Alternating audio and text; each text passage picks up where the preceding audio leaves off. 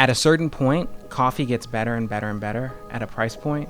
So if you go from $5 a pound to $10 a pound, you're paying for typically a improvement in quality. Then from there, you're paying for an improvement in quality, and also you're paying for ethics, in terms of sourcing. Yeah. From the $10 to maybe the $20 a pound range. Okay. Above that, you're paying for all those things, plus you just want to taste something that's weird. So the most expensive coffees are just weirder. It's almost like music. The better it gets, the weirder it gets. So when you talk about music that musicians like to listen to, it gets kind of weird. To the average listener. Okay. Mm-hmm. And that's really how coffee is. Yeah, it's a little funky, but I like it. Yeah, it's jazzy. Yeah. It's very jazzy. Okay. Yeah.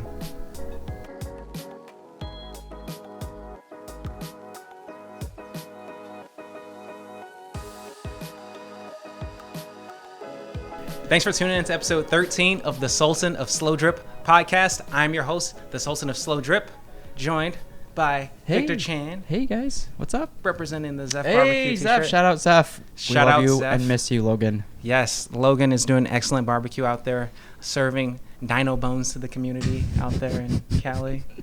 You might be going out there to see them potentially? Yeah, middle of September, we're coming for you. I hope save some barbecue for me. Nice, love it. Today is going to be a very special episode because it is lucky number 13. I thought we would do something a little bit extravagant. Oh, extravagant. Okay, I'm down. A little bit. I mean, you see. Luxury. Some coffee here on the table, right? We're going to try this. Okay.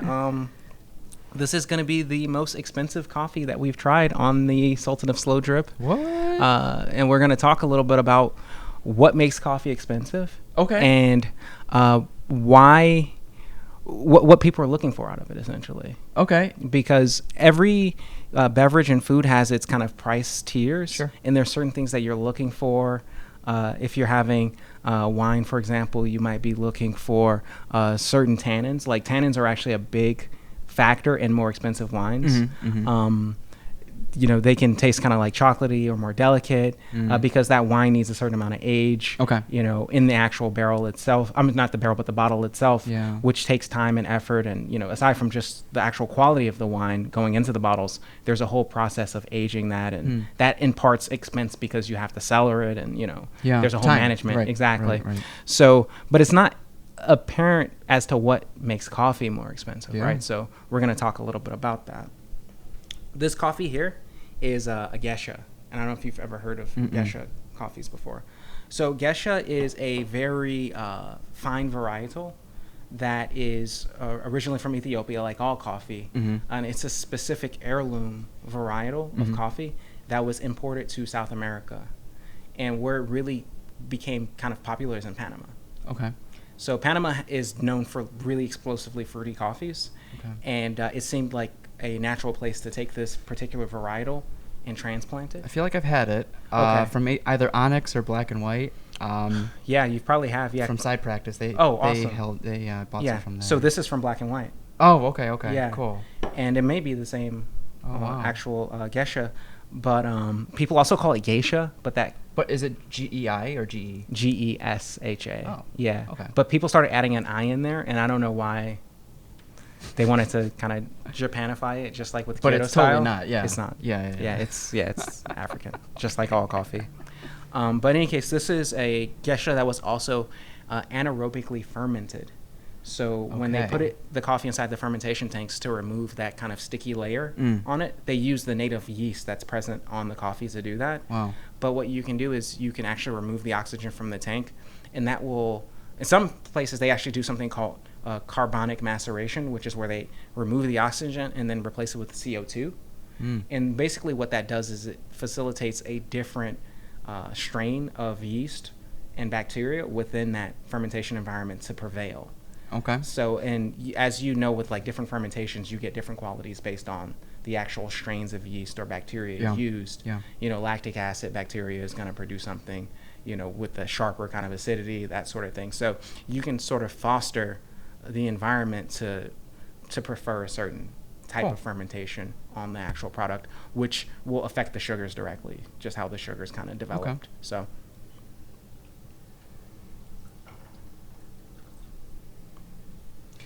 Is this one type of coffee from Black and White, or is this a mix? Or? So yeah, this is one type. It is a geisha. It's from a Colombian farm there, and it's anaerobically fermented. Can you currently get it? Yeah, it smells amazing. You can smell it like kind of blossoming. Yeah, yeah. You can get it. They sell 100-gram bags of it for $20. So that works out to about $85 a pound. Yeah. Wow. Yeah. How would you compare that to pea berry coffee? So pea berry coffee is what makes coffee pea berry in the first place is the seed that's inside of that fruit. Yeah. You know, the coffee seed, which is that's what we call a bean. Yeah. It grows in such a way where there are basically two halves of a seed that are flat on top of each other like this and round. And basically a pea berry is where it doesn't form the two seeds. It forms one seed that is fused, round on all sides, and it's shaped like a pea, and it's very small. And those are typically prized because their density in coffee is typically going to be equated to quality. Sure. So the denser coffee is typically the higher quality is. So like the average cost of a pound of pea berry. The average cost of a pound of pea berry depends again on so many other factors, because just because it's pea berry doesn't mean that it's actually good. Okay. Because pea berry is literally just a genetic mutation. Yeah.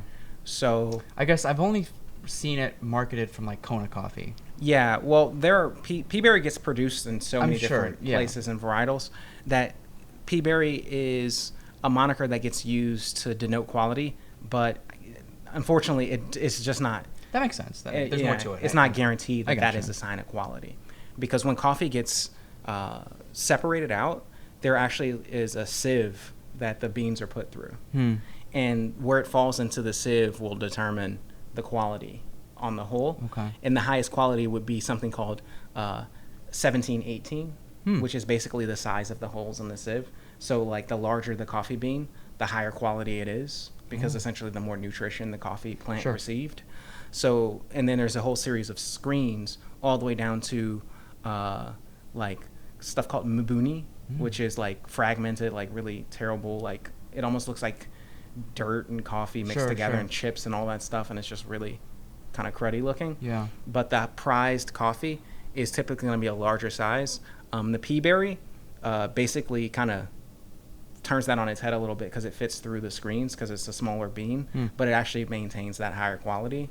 So pea berry is just kind of a weird thing. So interesting. Yeah, I wish I could give you a kind of it's a genetic mutation. Yeah, clear answer. But pea berry, it's more dense, and that's one of the reasons why it's higher. Exactly. Okay. And it's one of those things where I think it was a marketing decision. Sure. So I've had some pea berries that taste great, but I've had some pea berries that were kind of like, whatever. I mean, and there are, just like wine, there's like really expensive wine that people would just buy simply based off the cost. Yeah. And whereas like there's very, very tasty wine that doesn't cost as much. Exactly. Yeah. So so much of what people are drawn to is a matter of like marketing and consumer psychology as well. Right. Where it's like, things are priced away to make them seem luxurious, even if they're not. So I'm not saying pea berry is or isn't luxurious, because that's not what pea berry itself denotes. Pea berry just denotes a genetic mutation.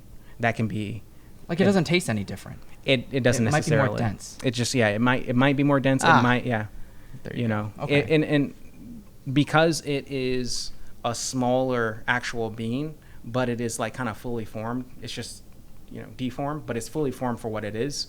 It comes across with a higher quality than what you would expect from something at that sieve level.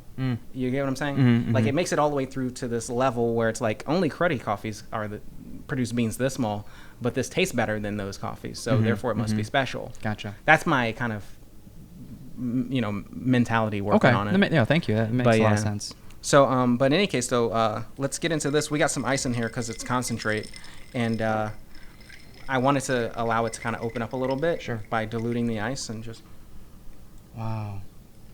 Berry. Very intense berry.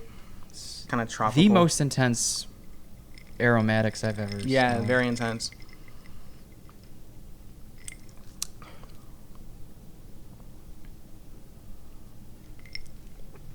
I'm getting like a lot of fruit punch from it. Wow, really? Yeah. And we can actually try it without the ice as well. We can try it without the ice just to see, kind of side by side. Mm-hmm. I feel like I'm gonna sneeze. Oh, it's all good.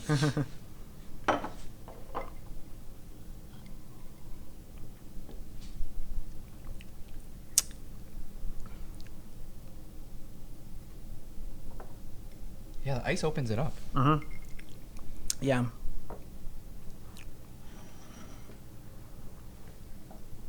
Oh, it's more. Another way to put that is like it's more focused without the ice. Yeah. It's a bit more focused. It drinks more like a whiskey without the ice. Mm. And actually, if I were to serve this coffee, I wouldn't serve it with ice, I don't think. Really? Just based on kind of tasting those side by side. I think especially with these, you have to try the coffee and just see where it kind of fits in, because not every coffee tastes great iced or tastes great, this way or that way. This particular one, I thought it might taste good iced, but actually, I mean, it tastes good, but I guess like ice doesn't help it, is what I would say. Wow. You know how like there's some whiskeys where like adding a touch of water helps it, but others where it doesn't, or like putting it over ice kind of helps it, and other ones they taste better neat. This one I think I like it pretty much neat. Drinking it almost like a whiskey. And are you starting to get any sort of idea of the qualities behind this coffee? So it's still, I can't like pinpoint what like kind of berry or what like I'm not really getting the fruit punch, but like texture, it's luscious, it's velvety. Yeah. As far as aromatics, I've never smelled anything like that robust before. That in your face. Mm-hmm. What if I told you I get mango from this? Especially from the one that's not over ice. Oh. It smells like dried mango. Okay. Yeah. Are you getting that a little bit? I can see that.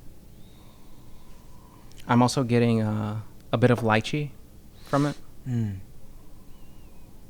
Okay. Yeah, definitely lychee. More lychee than mango for me. Mm-hmm. I'm still getting this fruit punch, but it's almost like boozy. It's like I'm getting jungle juice. A boozy fruit punch. Yeah, brings me back. Takes me back to college, right? Jungle juice. Everclear. I'm also getting the skin of a fruit too. It might actually be the skin of mango.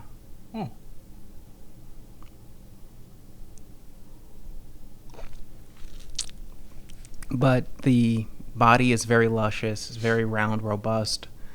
It's coating my tongue. Mm-hmm. There's really not any bitterness to it. Just slight. Very, very slight. Which I think pretty much all coffee has in some degree. Mm-hmm. But there's no like ashiness, acrid or ashy or anything that's really like off-putting. Mm-hmm. It's robust, it's strong, it's kind of hot in a way. Like just like a booze would be, just like an alcohol would be, where you feel that heat. But it doesn't linger. It doesn't linger. The only thing that lingers is the aroma, which is like very fruit forward. That mango skin again, it just lingers in my sinus. I see what you mean. It's like to the connoisseur, I think they would prefer the neat version over the ice version. But I think this would make a great summer but like they're really gonna pay for it. It's like you got to know what you're getting yourself into. You do. I think that a coffee like this is best in a more controlled environment than a casual kind of outside let's party. Because what if you let this melt? If you let it melt, and then it's gone. You kind of miss out on the thing that makes it so special, which I just got kind of cola from it too, like this cola nut. But in any case, what you're paying for with better coffees, quote unquote, is more esoteric flavors and experiences. Okay. So I have this saying, and it's that at a certain point, coffee gets better and better and better at a price point. So if you go from $5 a pound to $10 a pound, you're paying for typically an improvement in quality. Then from there, you're paying for an improvement in quality, and also you're paying for ethics, in terms of sourcing. Yeah. From the $10 to maybe the $20 a pound range. Okay. Above that, you're paying for all those things, plus you just want to taste something that's weird. So the most expensive coffees are just weirder. It's almost like music. The better it gets, the weirder it gets. So when you talk about music that musicians like to listen to, it gets kind of weird. To the average listener. Okay. Mm-hmm. And that's really how coffee is. Yeah, it's a little funky, but Mm-hmm. I like it. Yeah, it's jazzy. Yeah. It's very jazzy. Okay. Yeah. It makes a great summer drink. Mm-hmm. Especially iced. But so I know you poured like a small pour for us, but like, is that what an average pour would be to enjoy it like that? Or I mean, this is all Kyoto, so everything still holds. Where it's like 4 ounces is a serving. Oh, You know. wow. Okay. Unless you want to get like too buzzed. So that was concentrate. Yeah, this is concentrate. Oh wow. Yeah. Okay. Yeah. So.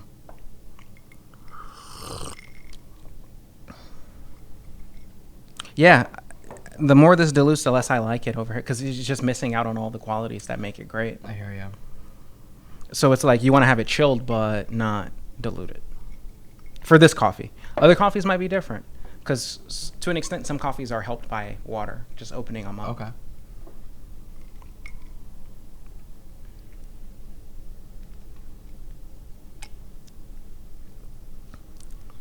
Now, is there like a cream that you would pair with this, or just straight up black? I would personally, Or I guess another way to say it is like, because you've been in the cocktail game as well. So Mhm. like, is there a good liqueur that you might pair if you wanted to make a drink?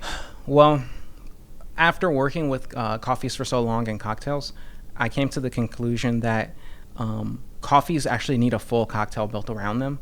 So it's not enough to just have a single liqueur or a single booze. Okay. So for example, coffee and just whiskey just by themselves, just together, terrible. Tastes really, really bad. You need some more bridges. You need something to add some sweetness to it. You may need a bitter element or, something to just heighten maybe the herbaceousness, that kind of thing. Sure. Just like one-to-one matchups with coffees and spirits, Yeah, not it's not good. that easy, yeah. It's not that easy. You can't just be like, I'm going to just put vodka. You can't make it out like jungle juice where you just take it and it's like, it tastes like fruit punch. Just throw some Everclear in there. It will taste hollow because coffee's sweetness is so subtle that you need some more kind of amped up sweetness in the drink in the form of just sugar or honey or whatever you might add to it, or a fruit juice, just to balance it out. Because when you start to mix coffee with spirits, you start to understand how truly subtle the sweetness of coffee is. Because it's easily masked, or It just gets overwhelmed.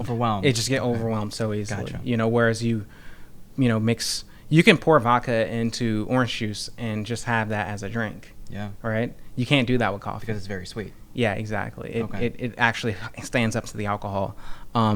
If I were to say, like, you remember the cocktail that I did for you, the warm one with the vermouth and everything? Yeah. I could see this one working really well with that. Yeah. There's a risk of potentially hiding some of the characteristics because that does have a cherry liqueur in it.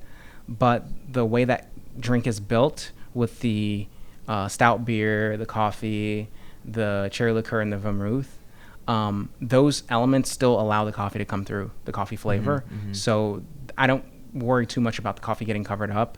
Okay. Okay.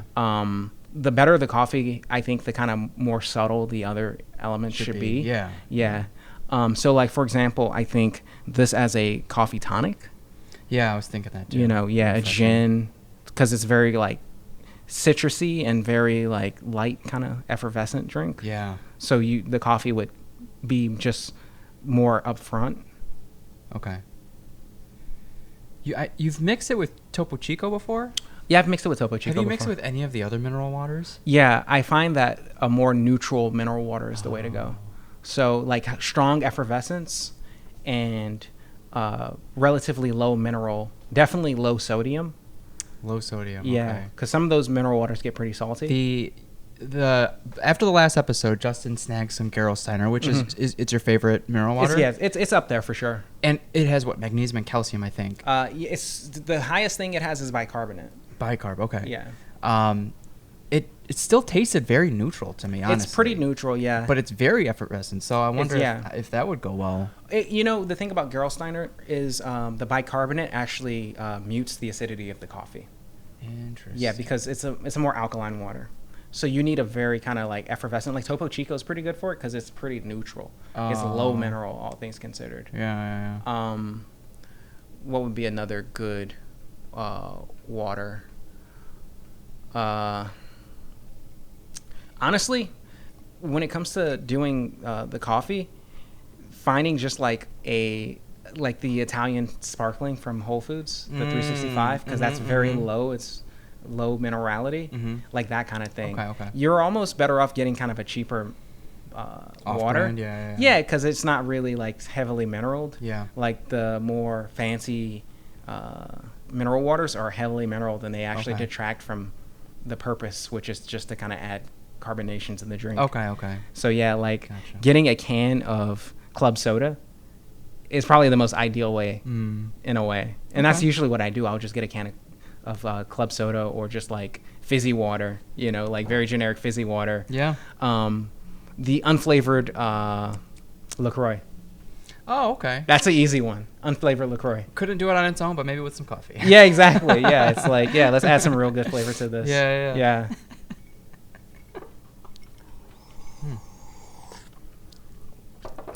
Is this tasting any different at all? I like it, but like I'm letting it chill too. So like, I understand why you wouldn't if I paid for it. Yeah. No, I mean it's just it's not adding anything to it. It's not opening the coffee up. Only initially. Yeah, very initially. So it's almost like what I would say is maybe add cold water to the concentrate and then just drink it flat out from there. But when you serve your, do you ever serve like coffee in with ice? No. Oh no. Okay. Yeah. Because like you would like cap it, put a straw, and then like you can't even smell it. Then. Yeah, exactly. Yeah. I mean that whole like capping, icing, that. It's like it's a different thing at that point. Okay. I mean, the way I serve my coffee is nitro, so ice doesn't make sense at all. And then I do the sippy cup because at least with the sippy cup you can still kind of smell it versus a straw where you can't smell it at all. Okay. Yeah. Even if it, but okay. So it's all nitro. Okay. Yeah. Gotcha. Yeah. So more people are moving towards the sippy cup model as opposed to the straw. Some people do straw and sippy cup, which is like whatever, but I think they're slowly starting to understand that sipping the coffee actually allows people to taste it better than just drinking through a straw because you bypass so much of your tongue when you drink it through a straw. So it's like... But gotta maintain that white teeth. I guess, yeah. Or you just get them cleaned more regularly. Question of the day. Hey. What is the most expensive coffee you've ever drunk? What's the most expensive coffee you've ever drunk? Is it this one? No, I can't. It's not. Kopi Luwak? No, Jake's gotten it before. It's not the Peaberry Greenwell? one. Hopewell or Greenwell? Yeah. Greenwell Farms, the Kona, the one. It's like it's Kona coffee, but it's not. I don't think it's Kona coffee, and it's not from that farm. It's another type. Oh, of it's not coffee. from Greenwell. That's up there though. Yeah. I can't think of it off the top of my head. But it was probably like $50 a pound. Oh, this is more expensive than that. I know. Yeah.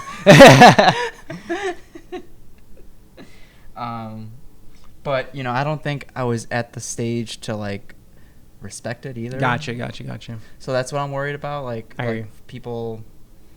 I don't think people would buy it if they didn't really understand what they're getting themselves into. I hope not. It's not unlike wine. Like wine, it's like it's easier to like just you're going down this like hundreds of wine lists bottles and you're just like so lost in it, and you're like, well, this one's on the higher price and should. So taste good, you just let price dictate the decision to them. Whereas coffee, it's I don't know. I don't think it's like it's similar, but I don't think it's like that. Yeah. Well, I mean, one of the things is it's actually interesting because with the Kona especially, which is kind of known for being expensive, and most Kona coffees are not even like full Kona. No, it's not 100%. Yes, like it's a blend. Greenwell is one of the more well-known kind of boutique farms for Kona, and one of the interesting things about Kona is you get a flavor note from that, which I don't get from any other coffee, which is licorice. Really? Yeah. I gotta pay more attention because I don't like licorice, but I yeah, like Kona coffee. I used to really despise licorice, and now I actually like it quite a bit. You would like eat it straight up? Mm-hmm. Yeah, I don't know. Yeah, because I was eating kind of fake licorice, you know, like Oh. real licorice tastes good. There you go, guys. Yeah. Just Now I like gotta get you fake some chocolate.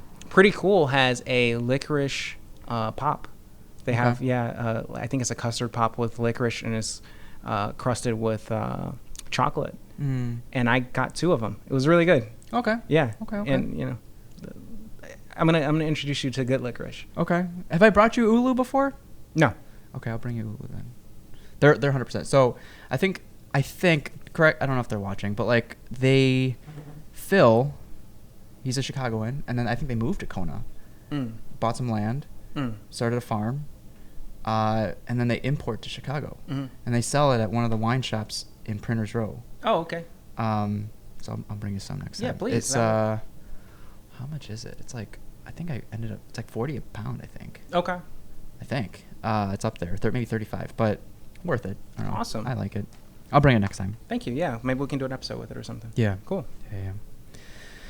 Well, yeah. Yeah. Well, what's the most expensive coffee you've had? I had another geisha that was about like 120 a pound, Holy shit. and it was like totally different from this one. Less Really? boozy because it wasn't anaerobically fermented. Okay. It was just like regular washed process, and like the lychee notes were really really potent on it, and it had almost Which is because lychee in itself is very subtle too. Mm-hmm. It's clean and it's Yeah. subtle. Okay. Yeah, so it was much more intense on the lychee Cool. and just like more pure and juicy lychee. Have you been to Moody Tongue, the brewery? Yo, that's on my bucket They're list. doing a tasting. It's so like it's elevated brewery. Yeah. But they have a lychee beer, which is pretty good. Ooh. Yeah, they have a That lychee just bumped it up. I have some family who's visiting, and I'm thinking of taking them there. So. Yeah. So they Yeah. have like it's fine dining and then a brewery as well. Nice. South Loop. Yeah, By yeah. Mercy Hospital. Yeah, I tried to go during the pandemic, but they were doing barbecue at the time, so. Oh. Okay. Yeah. Yeah. I've been once to their new location. It's pretty dope. Awesome. Pretty dope. That's good to know. Cool. Well, I'm pretty buzzed. I don't know about you. No, maybe not enough coffee. Yeah, I've been drinking coffee all day. So, thanks for tuning in, guys. This was a pretty interesting episode. Yeah, thanks for sharing. Yeah, This so is much. amazing. Yeah. Geishas, everyone. Yeah, I don't usually get this buzz. I can actually feel this like really pounding through my head right now. So, yeah. Peace. Till next time. Cool. Yeah, dude. Like halfway through that, I start to actually get like kind of disassociated.